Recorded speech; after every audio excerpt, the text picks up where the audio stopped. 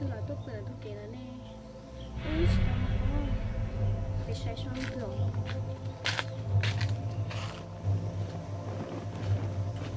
chuyện này ăn kéo ui tôi sống chuyện kéo tôi sống bằng người tôi không muốn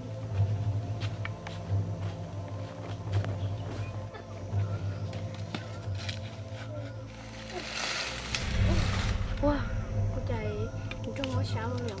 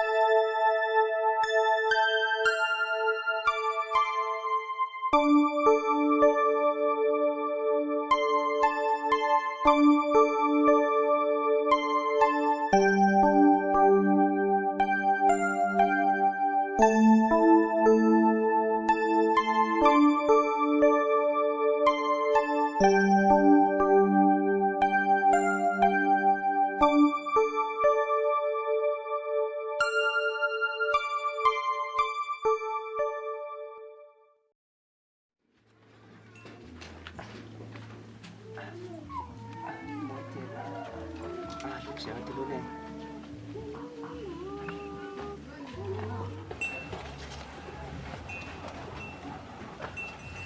mất đấy.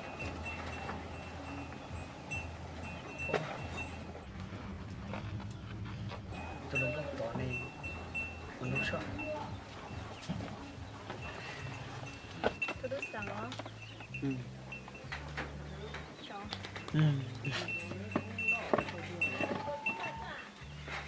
thật sự tôi mua lúc sẽ nó bây giờ nghe lúc này nhưng mà lúc sáng này cái lúc này yêu vì lịch trai của họ là nhót tàu được nó muốn cho to tiệm của nhót tôi hạ xuống nó bây giờ thì cứ bay té rồi cứ là tàu cái tôi tàu tôi kì chứ có trong mỏ sai cứ cho có là tài chính sao đó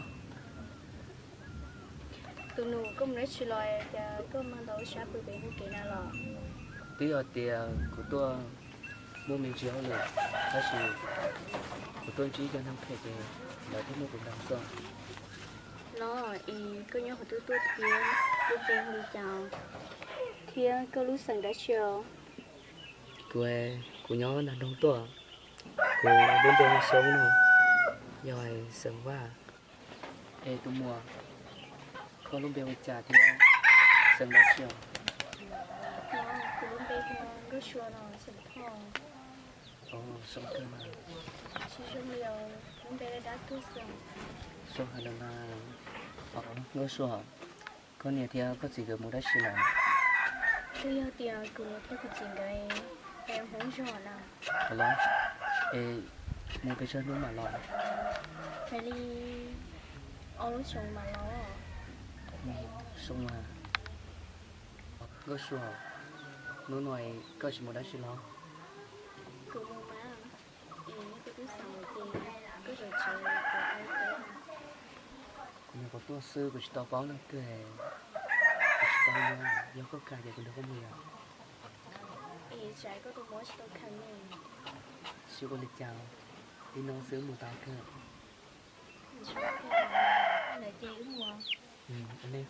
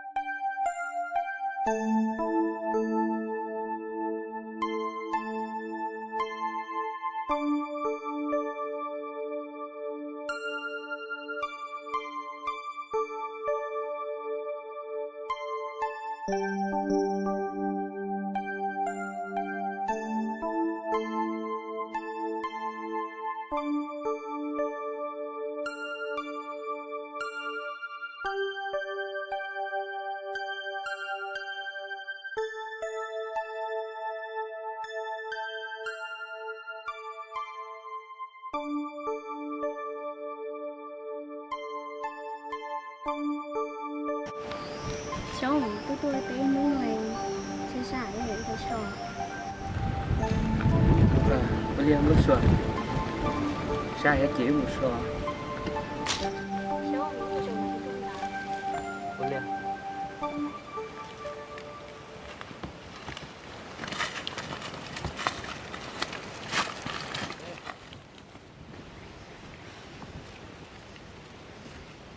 Cháu có tôi nước của té mũi này thì cháu nó đâu. Cô chỉ sai thì ăn cái này. Chỉ sát thì ăn. Cô xua. Để chào. Trẻ có thể hiểu đôi liệt. Cháu không có loại giặt đâu. Cháu này. Cháu không có đứa tuần tại lại thử qua một chuyện nào. Cô xua. Cô chỉ tao phải chờ. Ông nói toàn đây nó, cô sẽ yêu mua, cô sẽ hơn lừa. Giờ tiền cô sẽ hơn lừa tiền. Cô mà lên mua bỏ. Lo. Cháu à, cô chỉ xài có một chuyện nào. Vì tiền cưới lên nhỏ xứ, cô chỉ xài nhỏ này nào. Cô xua. Cô chỉ tao một chèo. Giờ tiền cô mua, cô sẽ hơn lừa tiền nó. Cô chẳng yêu lần đó. Có nhớ. Mua còn nên đẹp hả? Lo. Ừ. Cháu mình đi chị sau lửa chưa lớn thì cũng nhớ này. Cô Ly.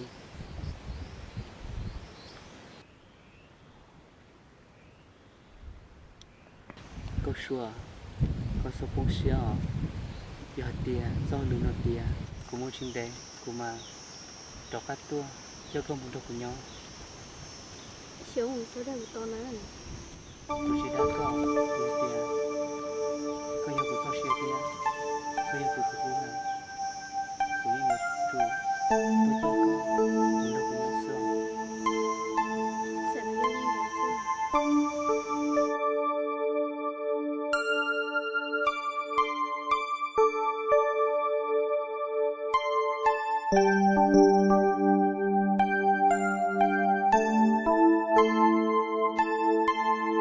行，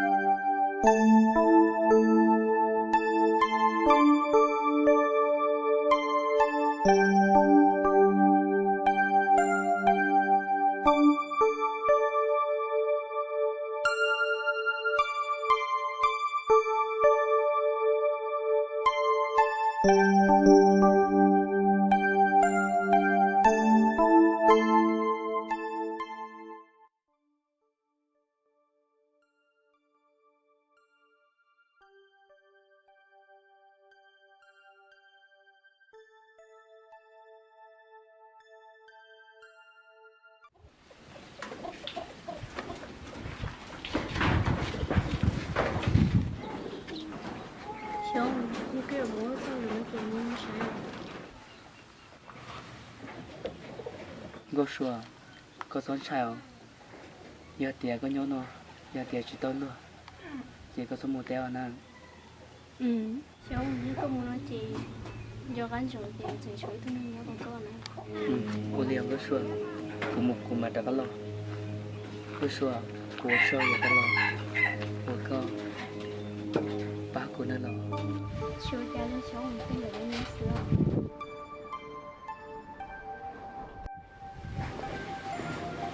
Cái lần đầu của mình là